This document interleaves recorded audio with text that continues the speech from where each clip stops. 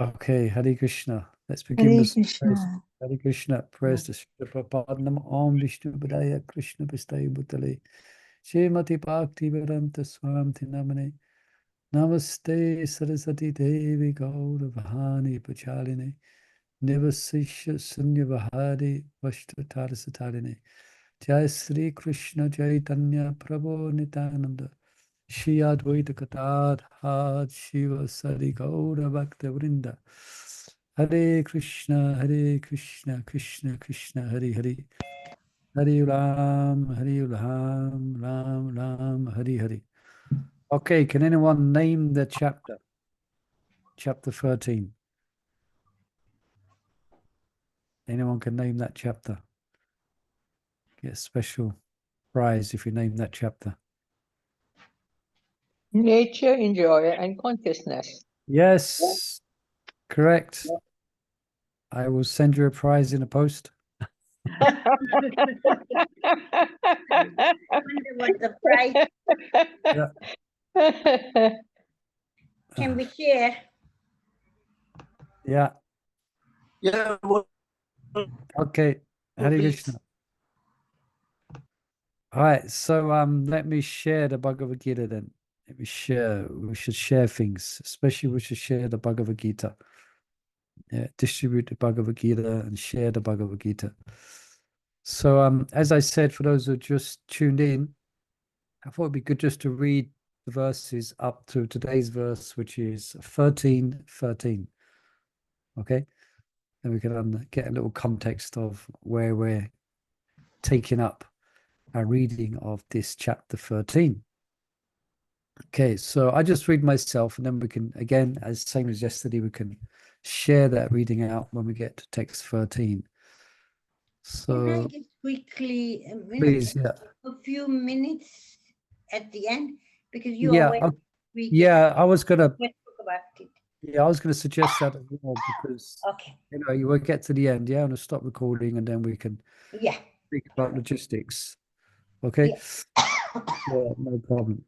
Okay, so here we go. Text 1, and is it 1 and 2? Yeah, 1 and 2. Okay. Krishna speaks, or Arjuna speaks.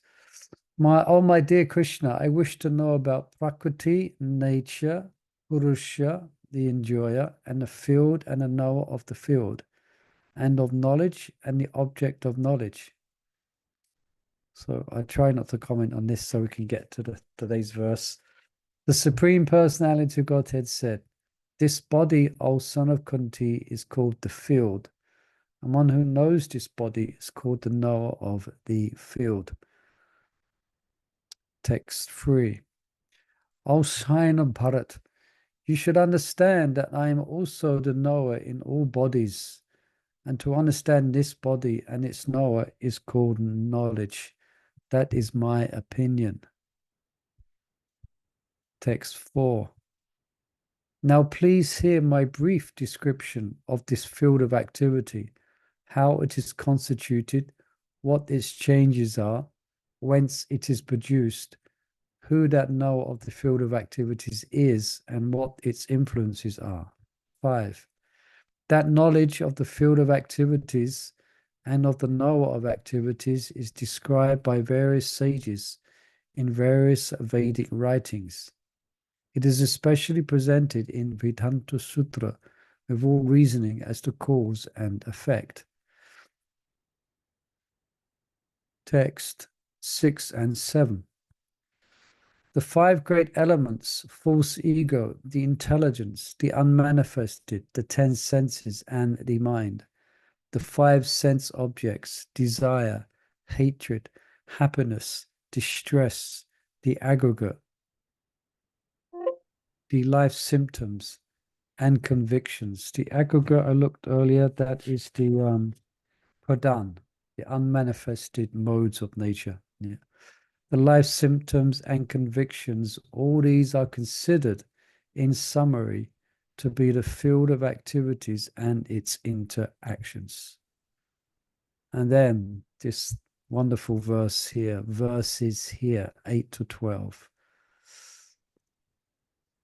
Humility, pridelessness, non-violence, tolerance, simplicity, approaching a bona fide spiritual master, cleanliness, steadiness, self-control, renunciation of the objects of sense gratification, absence of false ego, the perception of the evil of birth, death, old age, and disease, detachment, freedom from entanglement with children, wife, home, and the rest, even-mindedness amid pleasant and unpleasant events, constant and unalloyed devotion to me, aspiring to live in a solitary place, detachment from the general mass of people, accepting the importance of self-realization and philosophical search for the absolute truth.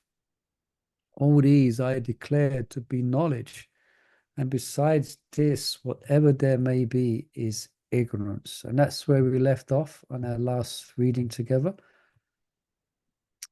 And we went through this purple. We spent a few weeks going through this wonderful purple.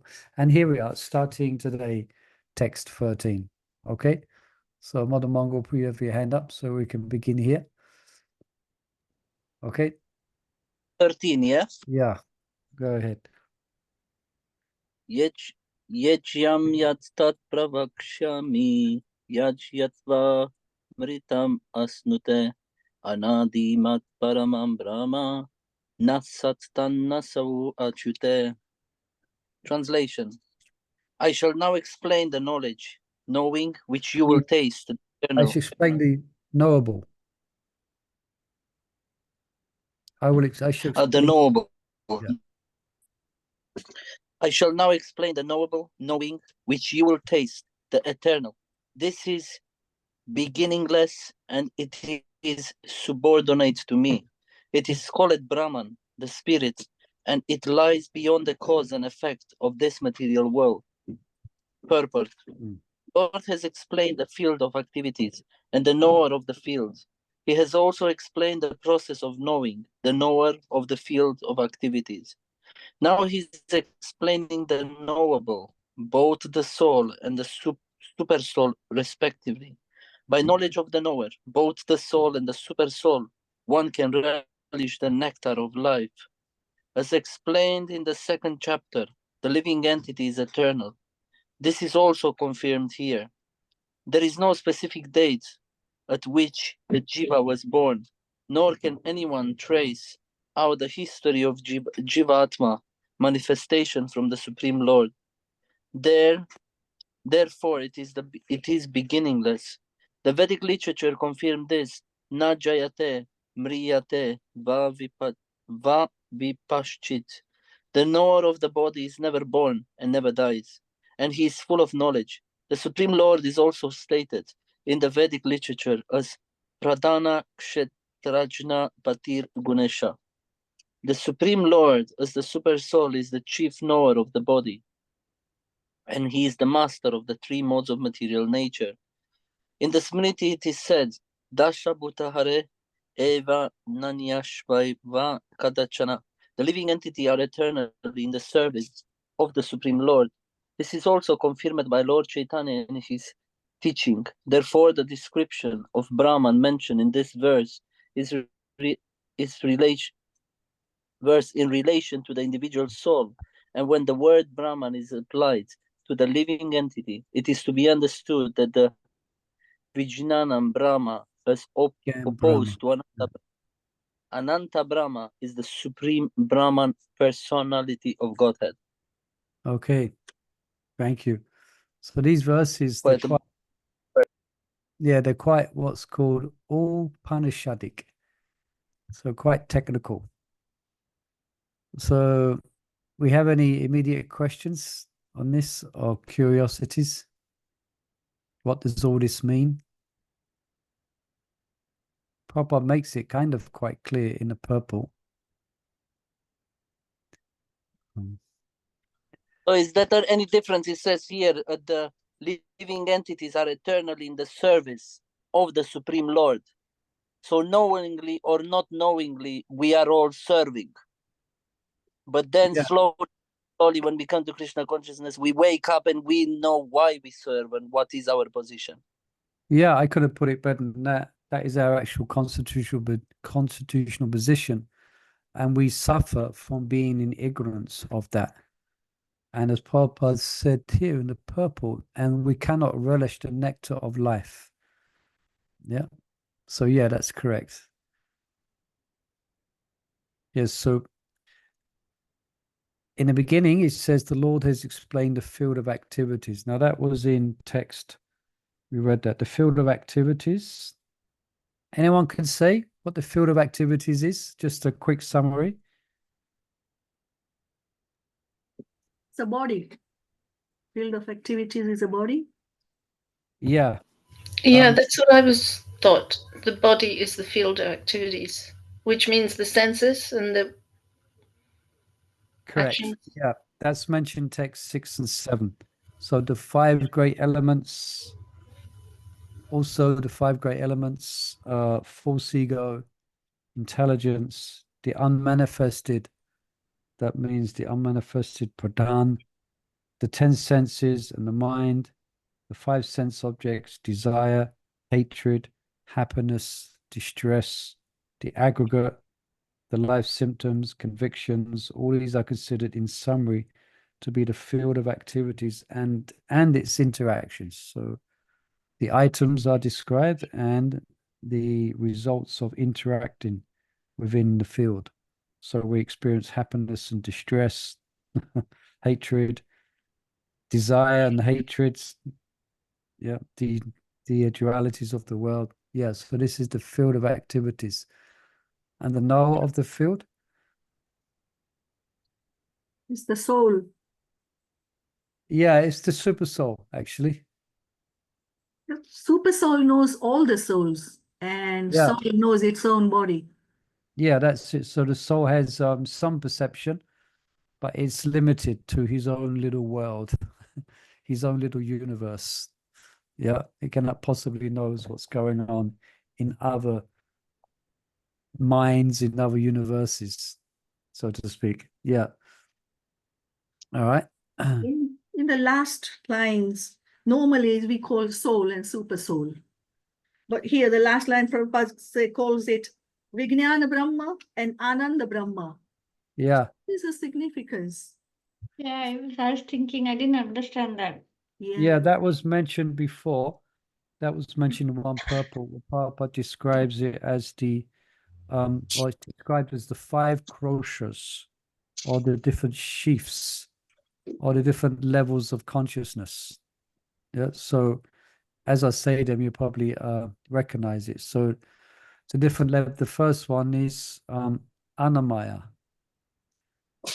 where subsistence of food is the only level of consciousness that one perceives. So it's more like a young baby. I think I mentioned that, a young baby. Whatever you give them, they try and put it in their mouth.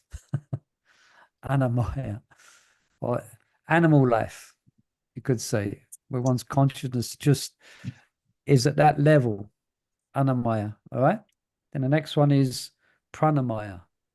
Prana means life. So this is outside us? It's layers in the human body? No, this is different levels of consciousness. Consciousness. Different levels of expansion of consciousness from the lowest to the highest. So the first one is anamaya.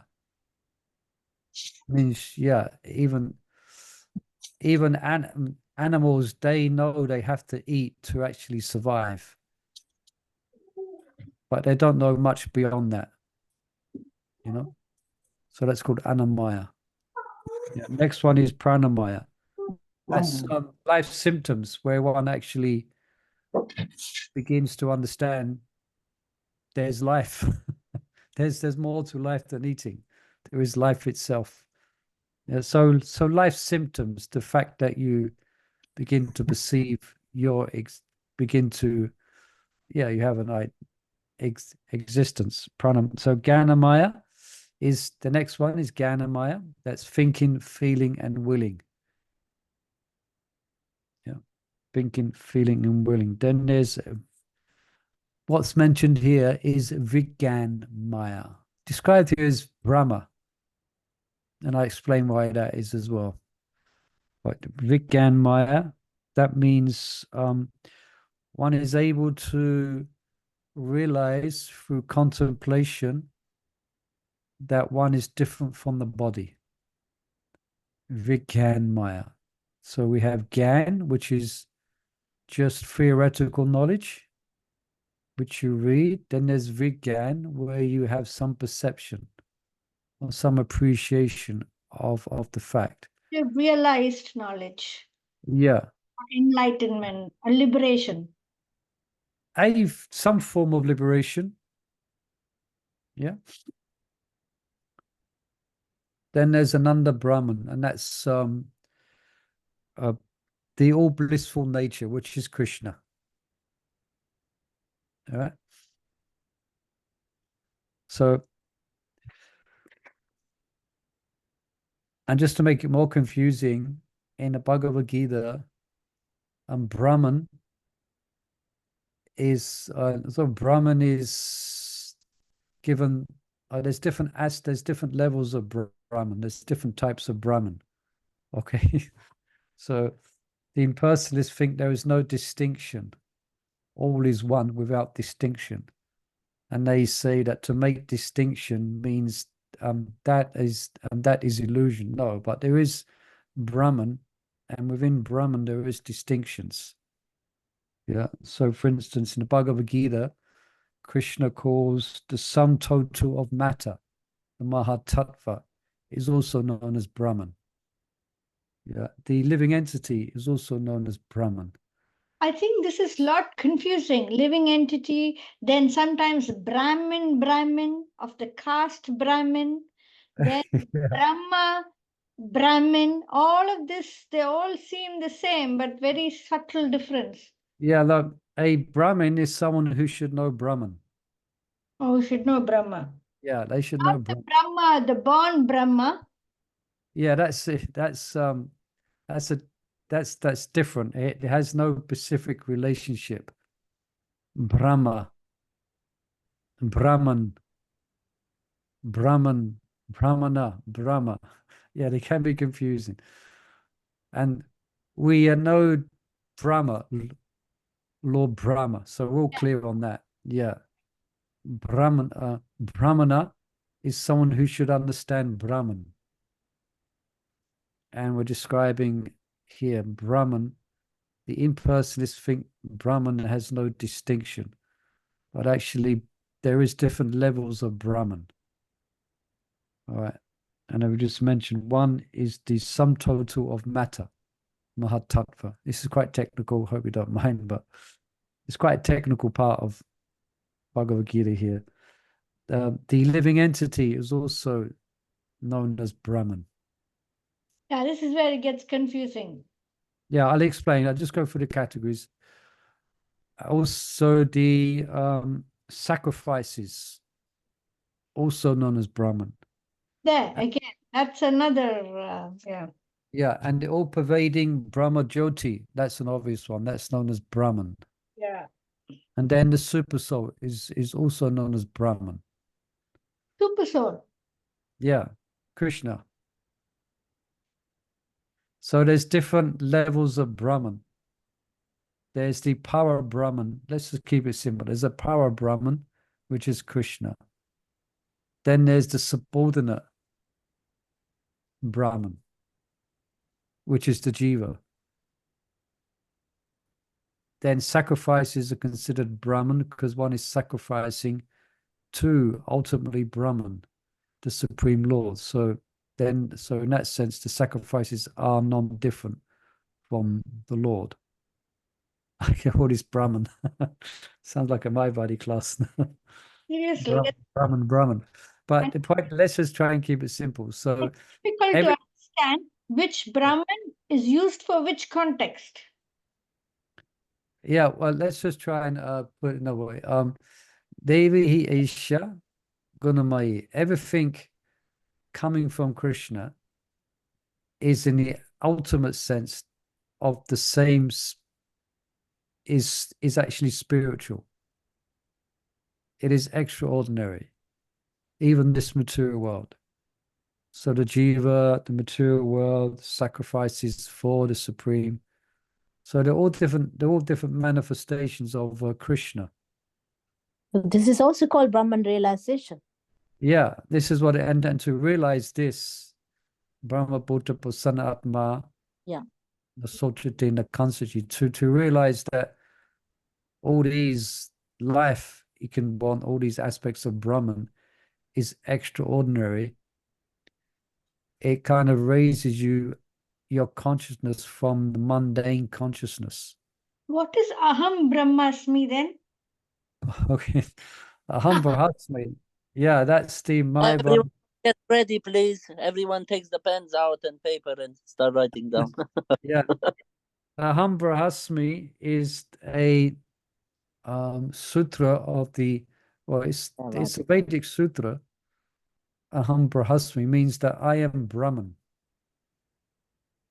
That's it. Aham Brahmasmi. When they say I am Brahma, are they referring to the Brahma, like the Lord of the planet? Are they referring to I am Brahma, the Brahma that you mentioned, or I am Brahma, the Krishna Brahma? You see Now, when that's stated by an impersonist or Mayavadi, they are making the statement that there's no distinction between Para Brahman and the Jiva, for example. There is no distinction. To think there's a distinction between us and the Para Brahman. We are Para Brahman. Actually, I'm not. I'm speaking Mayavad philosophy now. So, so when I say Aham Brahmasmi, they are making this generally. But when we say Aham Brahmasmi, we're saying we're spirit soul, part and parcel of Krishna. Yeah, and we are, as Prabhupada said in the purport, we are servants of Krishna. That's why he's making that point in the purport. We are always servants. So the subordinate Brahman serves the supreme Brahman. So just the language Brahman, if you read the Vedic literatures, it speaks of the supreme as being Brahman. But everyone has different concepts of what that Brahman is. Like when Mars Parikshit was sat down to fast in his last 7 days, then different sages were speaking about Brahman. But they all had their different concepts of what that Brahman was. So that's the argument within the Vedic context of what is that Brahman. So ultimately there is Para Brahman, and there's a subordinate Brahman, which is the Jiva, who can never be. We are parts and parcels. So this you recognize in it. This is what we learn. We are like sparks. We are not in any way, shape, or form the same as the Supreme Brahman. Although we are Anadi, that's what's mentioned here. We are Nadi, just like Krishna. It means there's no beginning. All right? So let's say Brahman is a bigger spark than us, but it's still a spark. It's well, it's Krishna. The Supreme Brahman is Krishna, and we are parts and parcels. We are part and parcel Brahmins. But I mean, Brahma itself, the one with 4 heads, with 10 heads, with 20 heads, 1,000, is a bigger spark, which it is represent of Krishna, which is the ultimate spark. No. I think we're all gonna dream of Brahman tonight. Brahman. No, he can't represent Krishna. No. Brahma is a jiva. Yeah. It's a jiva who's in a position of empowerment to create. Just keep it simple like that. Yeah, Brahma, Lord Brahma. You have Lord Indra. You have Lord Brahma. Yeah, that's a jiva. Yeah, he is a jiva. He's a pretty far up there jiva. He's like we're empowered to get to work in the morning, but he's empowered to create creation. What I mean is his electricity is bigger source than we have. It's like a big electric with a big transformator, and then the ultimate transformator, unlimited is Krishna. But then he takes the power from Krishna and he's giving it to the rest of the little ones. Correct. Tena Brahma Hritaye. Yeah. first verse we read the other day, or a few days ago, that he imparts knowledge into the heart of Brahma, and then Brahma creates. Okay, so let's put that aside. That's the Lord Brahma. Yeah. All right. Did that clarify things a bit? So the last line, therefore, the description of Brahman mentioned in this verse is in relation to the individual soul. Yeah. And when the word Jiva Brahman. Yeah.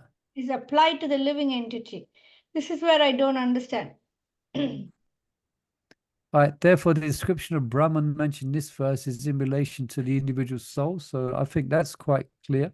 That's clear. The taste the eternal Brahman, the spirit. Okay. I think that's is applied. It is to understood that, yeah. So it's applied to the jiva. Then he's understood to be, yeah, he's understood to be not the supreme, and he is not the Ananda Brahman. He is the Jiva Brahman. And when he realizes his subordinate relationship to the Ananda Brahman, then he becomes, Prabhupada said here, he can relish, like here. Without Ananda, there is no relationship, isn't it? By knowledge of the knower, both the soul and the supersoul, one can relish the nectar of life. And that is the Ananda Brahma. Yeah, and that's realization of Krishna. So now what's being described is this Ananda Brahma's being described. So if to explain what you just mentioned now, you said there's 5 koshas, right? Yeah, that's described earlier. 5 like coverings, 5 different levels of consciousness. And the last one is Ananda Brahma, which is what we are talking now. Yeah. So Ananda Brahma is Krishna consciousness. Realized there, then the Anand Brahma is the supreme Brahman personality of Godhead himself. So that means you have realized Krishna in its... Yes, correct. Yeah. So we need that relationship. Without Ananda, there is nothing. You just are experiencing, but you don't experience bliss. So there's no relationship.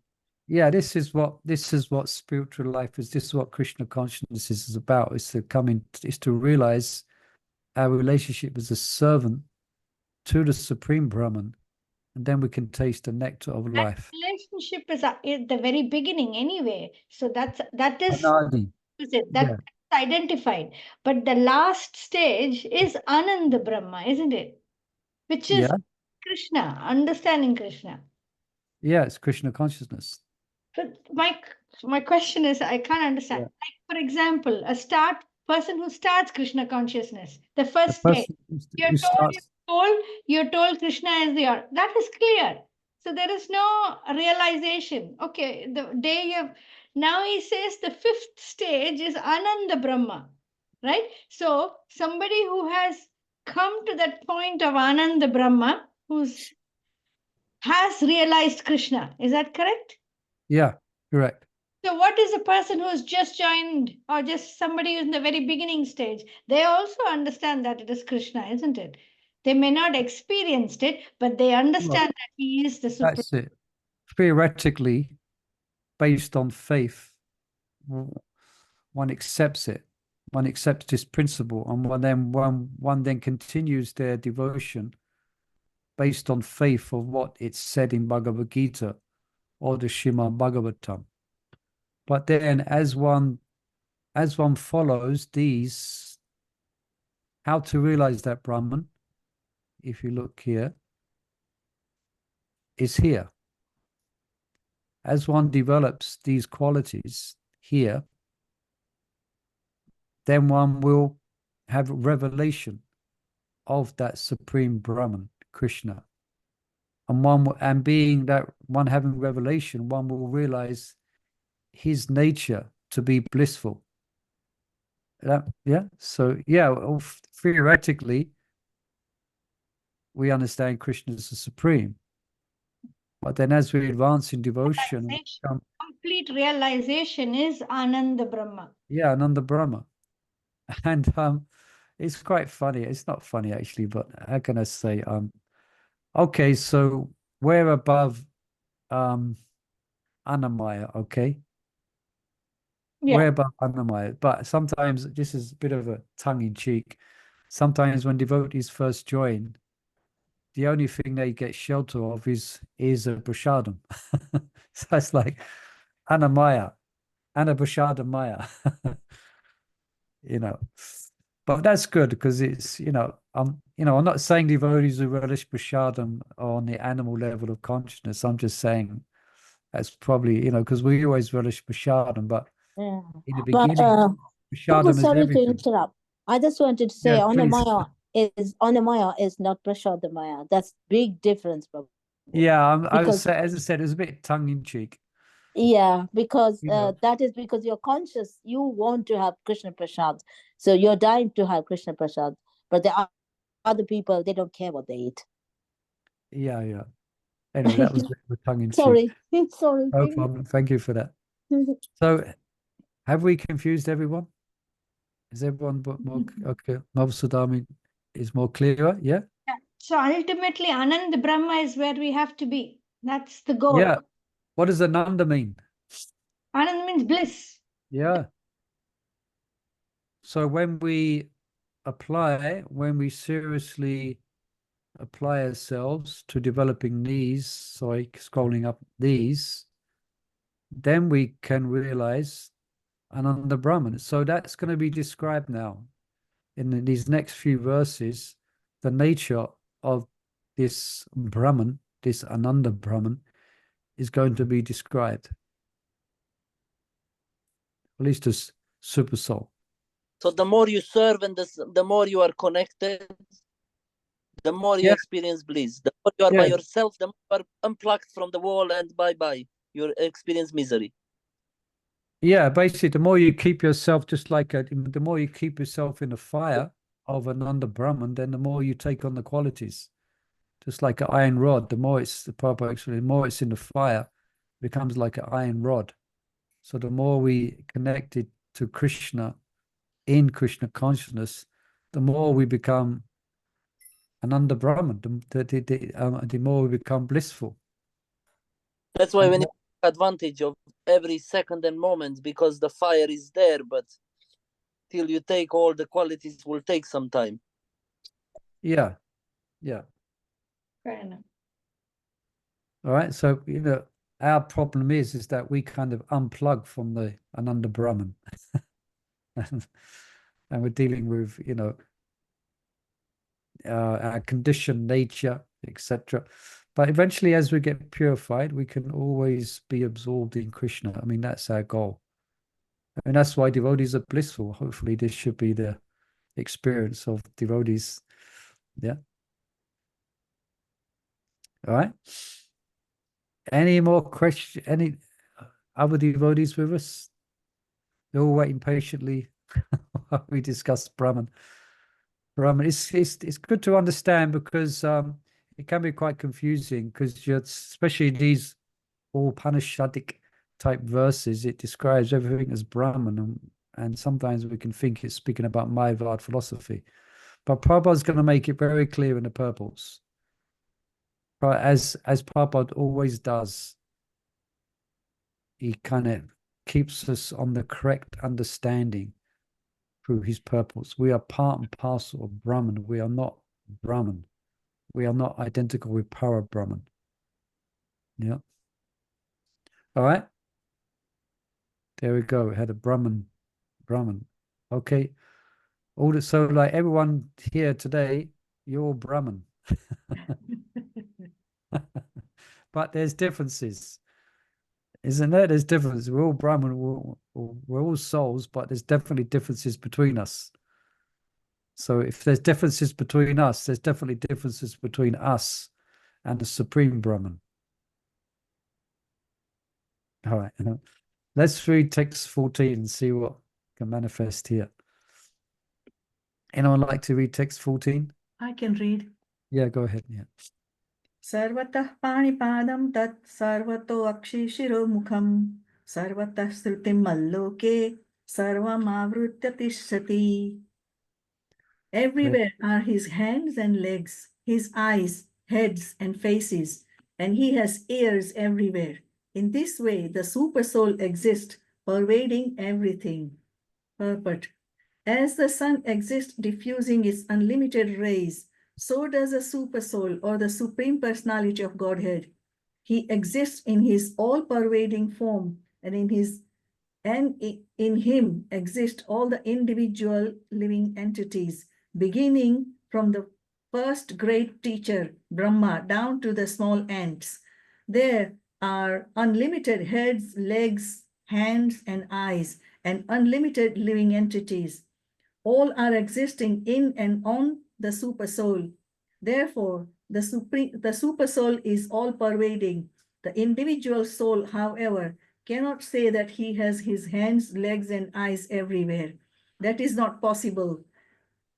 If he thinks that under ignorance he is not conscious that his hands and legs are diffused all over, but when he attains the proper knowledge, he will come to that stage. His thinking is contradictory. This means that the individual soul, having become conditioned by material nature, is not supreme. The supreme is different from the individual soul. The Supreme Lord can extend his hand without limit. The individual soul cannot. In Bhagavad Gita, the Lord says that if anyone offers him a flower or a fruit or a little water, he will accept it. If the Lord is a far distance away, how can he accept things? This is the omnipotence of the Lord. Even though he is situated in his own abode, far, far away from earth, he can extend his hand to accept what anyone offers. That is his potency. In the Brahma Samhita, it is stated, Golok eva nivasti akhilatma bhuto. Although he is always engaged in pastimes of his transcendental planet, he is all-pervading. The individual soul cannot claim that he is all-pervading. Therefore, this verse describes the Supreme Soul, the personality of Godhead, not the individual soul. Okay. Thank you. So we could just imagine what we would, or what someone would make of this verse without this purple. Yeah. It would definitely be an impersonal misunderstanding. Yeah. So Prabhupada's making it very clear here in this purple that there's this quote from Madhavacharya. I just paraphrase it. He says, the jiva is real, the Supreme Lord is real. The jiva is a servant of the Supreme Lord. The jiva is a servant of the Supreme Lord. Don't complain. Don't complain. Don't complain. Because Madhavacharya was very strong on this point of distinction, the same as we are, between the individual jiva and the Supreme Lord. So Prabhupada makes it very clear here. And he says he's having a, here, where is it?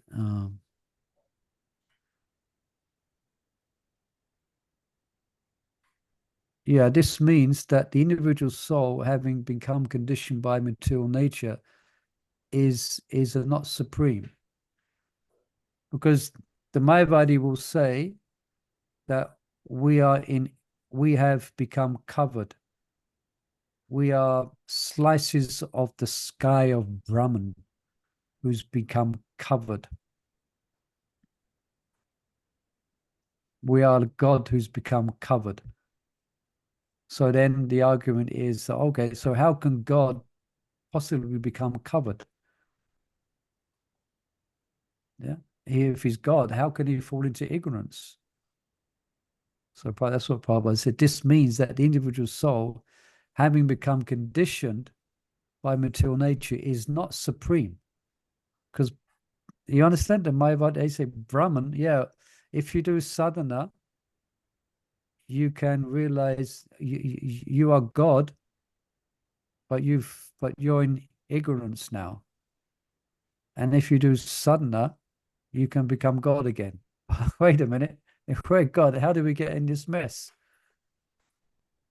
You understand? Yeah. So it's probably the supreme is different from the individual soul. Yeah. Anyway, any other questions about this? Everywhere are his hands and legs, his eyes. Yeah, please. Yeah. Well, the way the purport is written, I think it's the second or the fourth verse of Brahma Samhita we sing every morning. Angani yasya sakalendriya vrittimanti. Yeah. All because he's got his hands and legs in every direction. From every direction, he can do the job of the other senses. Yeah, that's good. Yeah. Yeah. That describes it very nicely. So it's the Lord who is everywhere, pervading everything. Yeah. So in that sense, you can see he has hands everywhere, and Prabhupada expands upon that in a very practical way. If you offer him a flower, because he has hands everywhere, he can take it. He can accept it. It's difficult for us to conceive the Lord's omnipotence and omnipresence, but here it's being described, so we can try to understand it. The fact that he's pervading everything. He's pervading the sky of all. He's pervading the sky of our heart. You know, he's conscious of everything at the same time. It's all inconceivable to us. But that's what it means to be the Supreme. Yeah. He can hear. It describes he has ears everywhere. His hands are everywhere. His legs are everywhere. His ears, his eyes, heads and faces, and his ears everywhere. So this is it's not exactly that he has eyeballs everywhere and heads everywhere, and there's thousands and millions of hands and legs. It just means that he is just like a hand can grab something, our legs can go somewhere, and our eyes can see things, etc. So similarly, this is given to help us to understand how he is all pervading. In one sense, it's incomprehensible by our cognitive senses. Yeah, that's a good statement. Inconceivable by our cognitive senses. Incomprehensible. Yeah, incomprehensible. He can see with the hands and with the legs and with every cell, everything is awake. Yeah, For us, Kishore is nicely quoting this verse. Yeah. Sorry, carry on. I was Sudamani. I was saying for us, it's inconceivable. You know, we can't put that in our senses. How can the eyes eat, or how can, it's beyond our capacity, our cognitive sense to understand the Lord can do this. Yeah, but the Lord is so merciful that some of these inconceivable qualities can be revealed to the devotee, and they get overwhelmed with affection and love and appreciation for Krishna. You know, sometimes devotees can have the realization that he's situated everywhere, and he's moving everything and moving everyone. So it's not by intellect that we can grasp these concepts. It's by revelation. It's by Krishna's grace. Still, because these are the words of Krishna, like, I find it quite enlivening just speaking about this, isn't it? It kind of challenges, it kind of stretches your consciousness to like try and understand. So that's there. But as far as revelation of this, it is not by intellect. It is by devotion. Just like Arjuna, he saw the universal form, not by intellect, not by being a scholar, but by being a friend of Krishna. You know, by surrendering himself and being a friend to Krishna, then Krishna revealed the universal form, which in one sense is a bit different, but he saw the all-pervading and he appreciated all pervading, powerful nature of Krishna. All with an inkling of an eye, just within 1 second, it was all revealed to Arjuna. So by Krishna's grace, devotees can have insight into some of these aspects of the Supreme. I think our senses are limited to understand. Yeah. But then Krishna can empower our senses. Yeah, just like he empowered Dhruva to realize his glories. And if we read the prayers of Dhruva Maharaj or Prahlad Maharaj, then yeah, our material senses are unable to grasp it. So that's why you cannot grasp it unless it is only through devotion that the Lord may bless the jiva with wonderful realizations. But you're right. Otherwise, we're just like frogs in the water. We're like, Prabhupada gives that example, a quite well-known one, where there's a frog in a well, and another frog comes along. I forgot the story right, and this other frog has been to the Atlantic Ocean, and he tries to explain to the frog, "Oh, there's a much large body of water." So the frog in the well. So what do you mean large body? Is it twice as big as this well? So, oh, it's much bigger than twice. You cannot conceive, you get the idea. How can a frog in a well really understand the vastness of the Atlantic Ocean? But that's what's wonderful and mystical about spiritual life, is these things Krishna can reveal to the devotees. And they became, and that's why Brahma, he spoke a samhita, because everything was revealed within his heart. The spiritual world, everything was revealed. A whole picture. It's like a curtain was drawn and he could see everything. And in his ecstasy, he composed a Brahman samhita. And they're beautiful. The Brahma samhita is so beautiful. And this is not Brahma's being intellectual.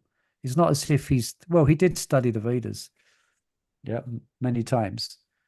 But this realization, this was given to him by Krishna. And he became enlightened. And everything was known to him. And then he wrote it down. It's like devotees, when things are revealed to devotees, then they cannot write it down fast enough. And that's why, it's revelation. So yeah, we cannot understand it on our own faculties. We have to be blessed by the Lord, It's Yes. similar to the Nagapatnis, who kind of understood it all, but they were simple, or the gopis, who kind of understood it all, they knew it all, but they were really obviously not using their cognitive senses. But they had that knowledge, the Nagapatnis and gopis. Yeah, because they was in close proximity in devotion, appreciation of Krishna. So therefore they sing these wonderful prayers. Yeah, the Nagapatnis. And hopefully in our devotional service, hopefully we can have some wonderful experiences, and then it's nice. We can want to glorify the Lord. Yeah.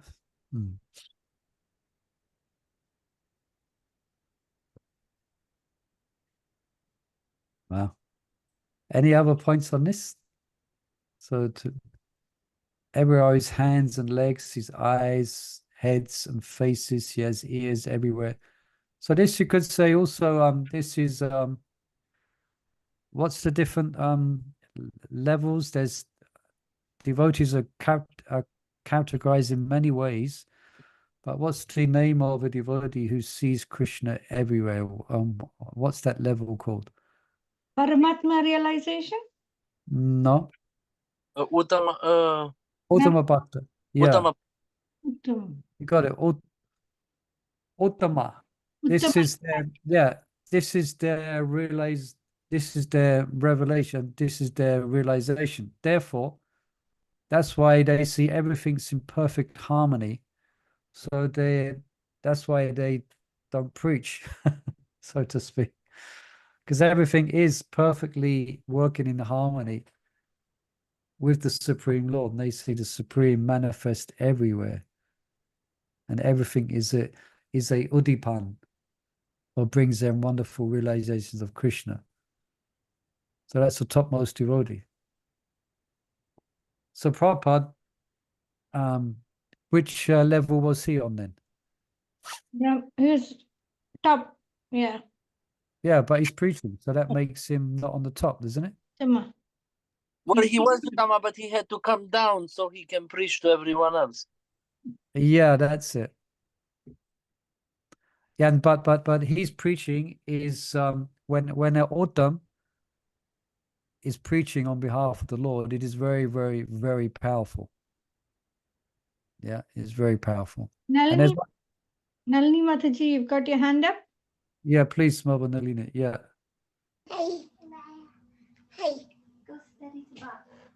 Oh, got a hand up. Hi, can't hear. Sorry, Prabhu, can you hear me? Yeah. Yes, yes. Yeah, I don't know if this is correct, but I think I heard, I don't know if it's Prabhupada, said that we the idea of the idea of the hands and legs everywhere is because the Lord, he is in the super soul everybody. Yeah, that's correct. Yeah, thank you. And that's, yeah, thank you for highlighting that. That's described in the purport that we just read. Yeah, so describing the super soul. Yeah. So then that actually made it easy for me to understand how did Lord have hands and eyes, because if he's a super soul in every living creature, every living entity, then he can see everything because everyone is always moving. Yeah, yeah. So he's the super soul. He's not Superman. He's a super soul. Yeah, he's a super soul. So he knows the sky of our thoughts and feelings and everything. He's there in our heart. He's a silent witness. Yeah. Shakshi. Yeah, but the one thing I have a difficulty understanding is how it's described that he's 8 inches. Yeah, that's it. Yeah, that's I think that's in, yeah, there is descriptions of the super soul, and the dimensions of the soul is given in Bhagavatam, but that will be relative to the specific embodiment of the jiva. Okay, so for instance, the super soul in the body of a fly is a difference, is relative in the heart of the fly. You understand? Yeah. Relative to the relative to the embodiment of the Pacific jiva. So for the human, it's the thing, that's the size that's given. But for other species of life, then it's relative. But even for the human being, it's difficult to comprehend that the super soul is 8 inches, because then then the doctors would see when they open the yeah, it's very, very, very, very, it's like it's more than subtle. It's a different dimension. So these things cannot be perceived through the material senses. I mean, even the soul cannot be perceived through the material faculties. It is so its dimension. So right. Because it's 8 inches. 8 inches, but subtle. Yeah, and that's what the yogis, the Hiranyagarbha yogis, that's their life, that's their sadhana, is to come in contact and to see that super soul within. Yeah, but they're generally Shanta Bhaktas, where they're just in meditation, in trance of meditation upon that super soul. So that's Shanta Bhakta, Shanta Bhakti. There may not be any specific service. Yeah, but there is, so some sadhakas, hiranyagarbha yogis, they will try to see that and come in touch with that super soul. So for that, that's you have to, as you can imagine. So in one sense, to actually achieve that, then it's got to be stark renunciation. It's like you got to, be renounced in the Himalayas, have no interaction with matter whatsoever. But what's wonderful about Krishna consciousness is we can come in touch with the origin of the super soul, which is Krishna himself. Yeah. And we can live in the world. Yeah. Interacting with the world, but be devoted and appreciate Krishna. That's how powerful Krishna consciousness is. Yeah. One of your classes, in one of your Srimad Bhagavatam classes by Patri Prabhu, I don't remember if it's Patri, and he said he was in the Himalayas and he met a sage who was living in a cave for 50 years. And he asked the sage, what is your realization? He said, to chant Hare Krishna. Patrick, yeah. To think of Govinda or something like that. And he said, well, Srila Prabhupada give us all that, we can do that in 1 minute or something, in one lifetime, not 50. We didn't have to spend 50 years to get that consciousness. Yeah, that's the powerful gift that we've been given by Lord Chaitanya and Srila Prabhupada. Yeah, you got persons doing severe austerities in the Himalayas, but at least this yogi was honest. Yeah. He said he felt it. He said he felt the Shakti when he was there. And he never felt hungry. He had one grain of grass. He was given one grass to eat. Yeah, they have these powers. And he was hungry. Yeah, but we can, even if we go on Harinam or we go on book distribution, we, by the grace of the Lord, then we maybe can attain a greater transcendental experience. Yeah. Someone living in the Himalayas. We can do if we're in the right consciousness, But yeah, thank you for that. There's so much there, isn't there, in Bhagavad Gita? We just covered 2 verses today. I think so. There's so much there. Now, let's just, any last comments or questions here? Otherwise, we just open up our logistics part. All right. So then, I don't know when the next class will be. No, it'll be tomorrow, isn't it? It'll be tomorrow. Today is Tuesday. We have another one Wednesday. So tomorrow, we can continue with text 15 on our Upanishadic discussion on Brahman. Okay. Hare Krishna. Right. So let me just. Hare Krishna. So for those who want, you can say, I just got to press some buttons here. Stop the recording. Press this button. Pause. Stop recording. Stop iCloud recording.